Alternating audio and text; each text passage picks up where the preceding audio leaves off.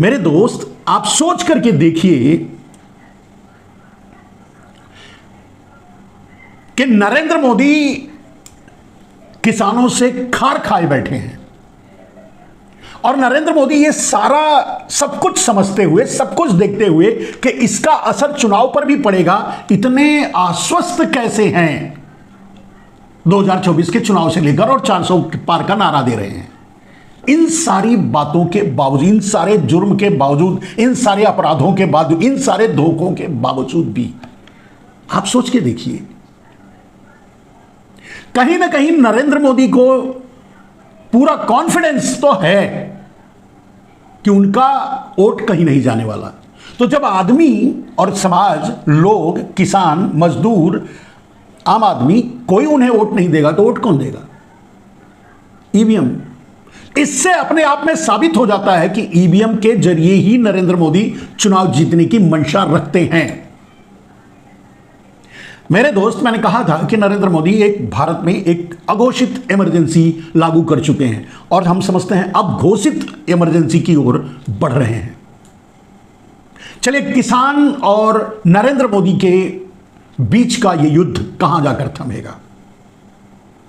यह बात मैंने बहुत पहले बताई थी जब नरेंद्र मोदी 2015 में लेके आए थे भूमि अधिग्रहण बिल। तब भी मैंने कहा था कि नरेंद्र मोदी उस समय 3 बार ऑर्डिनेंस के बाद भी फेल हो गए तो पीछे हट गए क्योंकि बहुमत नहीं था। तब भी मैंने कहा था कि ये शातिर आदमी पलट कर वार करेगा और नरेंद्र मोदी ने किसानों पर पलट कर वार किया।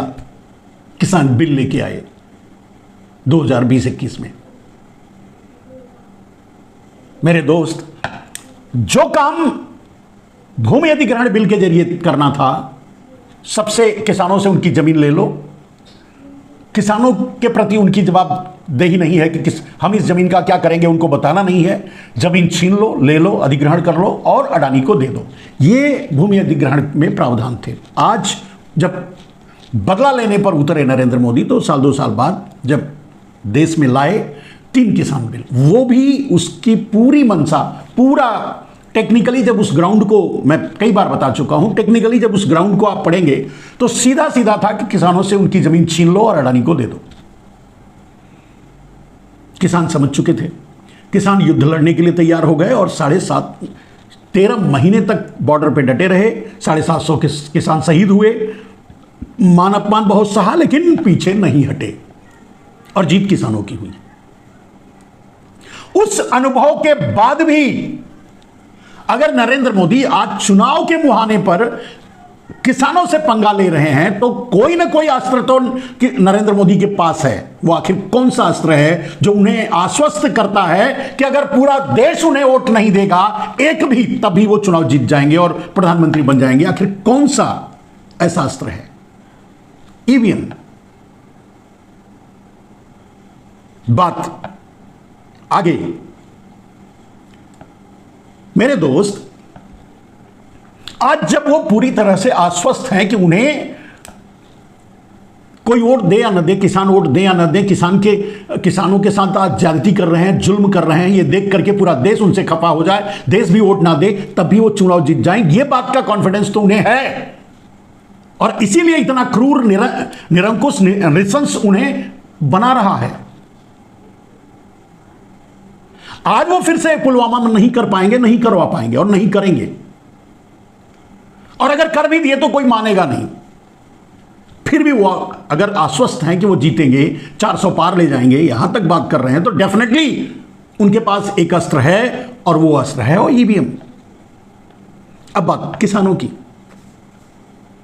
मेरे दोस्त, किसान वही मांग रहे हैं जो नरेंद्र मोदी वादा किए थे, वही करवाना चाहते हैं, वही कह रहे हैं, वही उनकी मांग है जो वादा किए थे। लेकिन किसानों को तब भी मैंने चैलेंज करके कहा था कि मोदी की औकात ही नहीं है किसान बिल वापस लेने की। उस समय मैंने कहा था और सामने से बिल वापस लिया गया, वापस लिया नहीं गया है, बल्कि किसान बिल वापस लागू किया जा रहा है और लगभग कर दिया गया है। दूसरा पहलू, क्या इस समय मुख्यमंत्री खट्टर हों या प्रधानमंत्री के कार्यालय से जुड़े लोग हों या जो मंत्री हैं देश में, इनको आदेश कौन दे रहा है?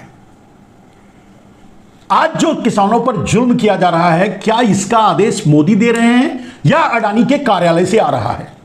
या यूं मानकर चला जाए कि पीएमओ शिफ्ट हो चुका है अडानी हेडक्वार्टर में।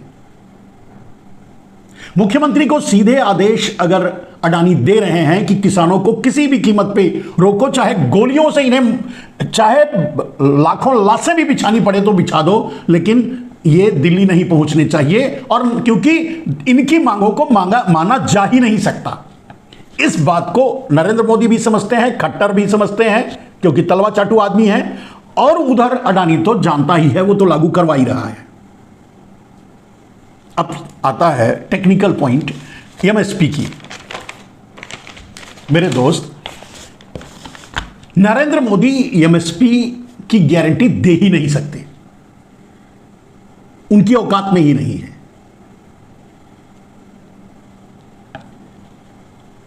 किसान जो मांग रहे हैं कि लखीमपुर खीरी में जो उनके साथ हुआ उस पर न्याय मिले, किसानों के ऊपर जो मुकदमे थोपे गए वो हटाए जाएं, किसानों को जो परेशान किया गया और जो किसान शहीद हुए उन्हें शहीद का दर्जा और मुआवजा दिया जाए। मतलब किसान जो मांग, और ये वादा किए थे नरेंद्र मोदी, तो किसान जो मांग रहे हैं वो कोई नाजायज मांग नहीं है और इसे पूरा भी किया जा सकता है। एक पॉइंट को छोड़ करके सब कुछ अड़ जाता है वही उसी बात पे, एमएसपी की गारंटी। एमएसपी की गारंटी अडानी दे ही नहीं सकते, क्योंकि पूरे देश की जमीन अडानी को चाहिए, और अगर एमएसपी की गारंटी दे दिया गया किसानों को, तो किसान अपने पैर पर खड़े रहेंगे, खड़े हो जाएंगे, और उनके परिवार, उनके बाल बच्चे और दूसरे मजदूर, बहुत से लोग उसमें खपेंगे, उस बिजनेस में, उस काम में, किसानी के काम में, कृषि के काम में, रोजगार भी मिलेगा, सब कुछ होगा। लेकिन यही तो नहीं चाहते अडानी और मोदी। नरेंद्र मोदी किसी भी कीमत पे एमएसपी की गारंटी नहीं दे सकते, क्योंकि अगर किसानों को एमएसपी की गारंटी मिली तो किसान जीवित रह जाएंगे, किसान अपनी कृषि और भूमि बचाने में कामयाब हो जाएंगे, और यही नरेंद्र मोदी नहीं चाहते, यही अडानी नहीं चाहता। अगर एमएसपी की गारंटी दे दी गई तो एपीएमसी को बरकरार रखना पड़ेगा, जिसे बेचने की नरेंद्र मोदी ने शुरुआत कर दी है। एपीएमसी अब खत्म किए जा रहे हैं। नरेंद्र मोदी चाहते हैं कि पूरे देश की जमीन किसानों की अडानी के हाथ में हो, अडानी कॉर्पोरेट फार्मिंग करें। जैसे अगर सीमेंट अडानी देंगे तो बिल्डिंग बनेगी, बिजली देंगे तो कारखाने चलेंगे, एयरपोर्ट में उतरने देंगे तो ट्रांसपोर्टेशन और उस तरह के बिजनेस चलेंगे, पोर्ट पे उतरने देंगे तो उससे रिलेटेड बिजनेस चलेंगे। उसी तरह से अडानी बीज देगा, अडानी खाद देगा, अडानी पानी देगा, अडानी बिजली देगा, और जो भी पैदा होगा अडानी लेगा। सब कुछ अडानी के हाथ में होगा। किसान धीरे धीरे उनकी जमीनें अडानी के हाथ में होंगी, यानी पूरे देश की सांसें जो है अडानी के पास गिरवी होंगी। यानी देश का पूरा इंफ्रास्ट्रक्चर, पूरा तंत्र अडानी के चरणों में होगा। यानी भारत अडानी और अडानी जैसे कुछ गुजराती माफियाओं का गुलाम होगा। यह है नरेंद्र मोदी का मंसूबा। और ऐसी हालत में सबसे बड़ी बाधा है किसान। नरेंद्र मोदी किसानों की बात मान ही नहीं सकते, यह उनकी औकात में नहीं है, क्योंकि मुद्दा अडानी का है। अडानी सीधे मुख्यमंत्रियों को, मंत्रियों को, पुलिस को, डिपार्टमेंट्स को, सबको सीधे अडानी आदेश दे रहा है। यह जुल्म अडानी के आदेश पर किए जा रहे हैं, किसानों पर यह जुल्म अडानी के आदेश पर ढाए जा रहे हैं। मोदी की क्या औकात है? यह है इसकी सच्चाई।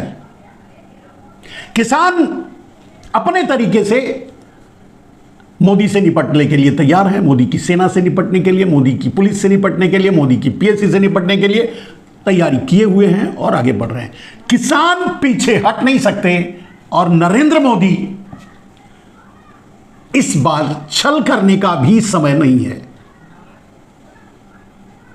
तब भी मैंने एक ही बात कहा था मेरे दोस्तों कि नरेंद्र मोदी का भारत के प्रधानमंत्री की कुर्सी पर बैठे रहना भारत को भारी पड़ेगा और पड़ रहा है।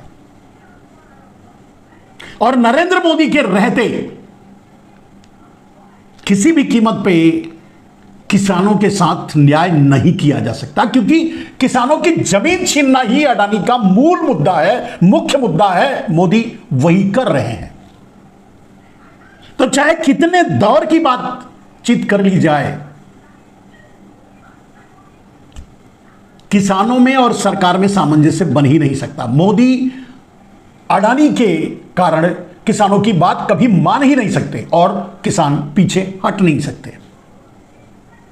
अब आप पूछिए, मैंने जिस तरह से उस समय के आंदोलन का रिजल्ट बताया था, आज मैं आपको इस आंदोलन का रिजल्ट बताता हूं। यह आंदोलन आराम से चुनाव तक चलेगा। नरेंद्र मोदी हट जाएंगे, उसके बाद जो सरकार आएगी, राहुल गांधी प्रधानमंत्री बनेंगे और वो एमएस स्वामीनाथन की रिपोर्ट्स एज इट इज लागू करेंगे, एमएसपी की गारंटी भी देंगे। ये सब होने वाला है और तभी हो सकता है। तब तक किसानों को लड़ना पड़ेगा। उस बार 13 महीने लड़े थे, इस बार किसानों को 3 महीने लड़ना है। और किसान भी अच्छी तरह जानते हैं, इसीलिए अपनी पूरी तैयारी से आए हैं। और नरेंद्र मोदी, अडानी और उनकी सरकार भी जानती है, इसीलिए वो अपनी तैयारी से रोकने के लिए लगी हुई है। तो जो चल रहा है वो नहीं रुकेगा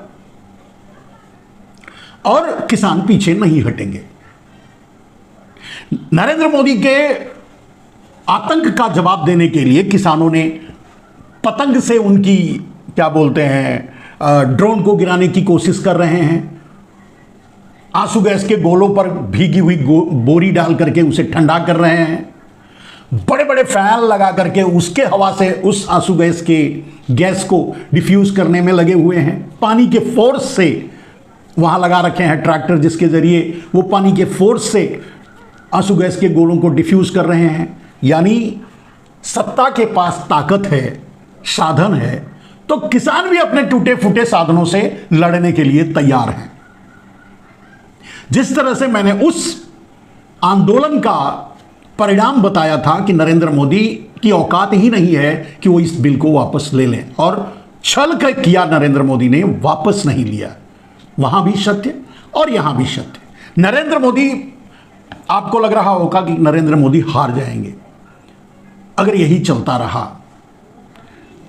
मेरे दोस्त, नरेंद्र मोदी हारे जीते जो भी होगा वो अलग है। जीतने के लिए नरेंद्र मोदी, बहुत से उनके पास हथकंडे और छल हैं, धोखे और फ्रॉड तरह से जीतने के तरीके हैं। आपने चंडीगढ़ में भी देखा होगा मेयर के चुनाव में बहुत से तरीके हैं, उन तरीकों का इस्तेमाल करेंगे, लेकिन किसानों से समझौता नहीं करेंगे, नहीं कर पाएंगे क्योंकि उनके हाथ में नहीं है, क्योंकि अडानी के अगेंस्ट नरेंद्र मोदी नहीं जा सकते। तब भी मैंने यही बात कही थी, आज भी यही बात कह रहा हूं। अगर नरेंद्र मोदी सामने आकर एज इट इज किसानों की मांगों को स्वीकार कर लें, एमएसपी लागू कर दें और उनके ऊपर के केसेस उठा लें, वो जो बाकी मांगे कर रहे हैं मेन एमएसपी का ही है, जो नहीं करेंगे नरेंद्र मोदी, बाकी पर तो कर भी सकते हैं, समझौते भी कर सकते हैं। तो नरेंद्र मोदी किसी भी कीमत पे समझौते नहीं कर सकते, बात भी नहीं मान सकते। किसानों से समझौते की कोई गुंजाइश नहीं है। ये आंदोलन चुनाव तक चलेगा। नरेंद्र मोदी हारेंगे, नरेंद्र मोदी जाएंगे, उनकी राजनीति खत्म होगी, दूसरा जो आएगा वो एमएसपी की गारंटी और किसानों की मांगों को मानेगा। यही इस आंदोलन का सत्य है, यही परिणाम है। किसी भी कीमत पे मोदी, खैर मैंने कह दिया कि मोदी के हाथ में ही नहीं है। मोदी अगर हीरो बनने की कोशिश करें, अगर बोले कि हाँ ठीक है हम एमएसपी की गारंटी देते हैं, किसानों की बातें मानते हैं, तो नरेंद्र मोदी का इस्तीफा सार्वजनिक हो जाएगा। अडानी नरेंद्र मोदी का इस्तीफा ले लेगा या प्रस्तुत कर देगा। अडानी नरेंद्र मोदी को भी साइडलाइन कर देगा। मेरे दोस्त, आज अगर अडानी चाहे तो इस देश की सांस रोक सकता है। जो काम नरेंद्र मोदी ने इस देश के साथ, जो धोखा नरेंद्र मोदी ने इस देश के साथ किया है, न जाने कब तक इसके परिणाम इस देश को भुगतने पड़ेंगे।